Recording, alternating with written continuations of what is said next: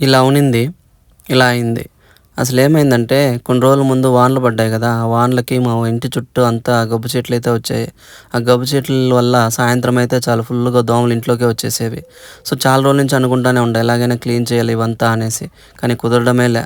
మళ్ళీ ఈరోజు ఫిక్స్ అయినా ఎలాగైనా ఈరోజు క్లీన్ చేసి కోసేయాలి మొత్తం అని. ఒక కొడవలి తెచ్చుకొని నేనే కోయడం స్టార్ట్ చేసిన కసువు. ఇలా కసువు కోస్తా ఉంటే నాకోటి అర్థమైంది. ల్యాప్‌టాప్ ముందర కూర్చొని మీటింగ్స్ అవి ఇవి అటెండ్ అవ్వడమే చాలా ఈజీ. ఇలా కోయడం చాలా కష్టం. ఇలా కోస్తా ఉంటే నాకు 2 సార్లు చెయ్యి తగిలింది. వేలైతే చిటికినేలు 2 సార్లు తెగింది. మళ్ళీ ఆ వేలుకి చిన్న కట్టు కట్టుకొని ఇలా కోస్తానే ఉన్నా. కోసేటప్పుడు మళ్ళీ ఇలాంటి చెట్టు ఒకటి కనిపించింది. చెట్టుతో కాసేపు ఆడుకొని మళ్ళీ నేను కోయడం స్టార్ట్ చేశాను.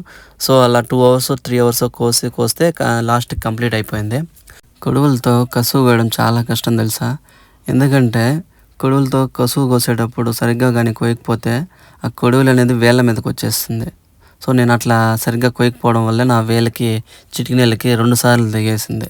ఈ వీడియో గాని నచ్చితే లైక్ చేయండి. అలాగే నా ఛానల్‌లోకెళ్ళి నా వీడియోస్ చూడండి. కంటెంట్ నచ్చితే నా ఛానల్‌ని సబ్స్క్రైబ్ చేసుకొని నాకు సపోర్ట్ చేయండి. ఓకే. బాయ్.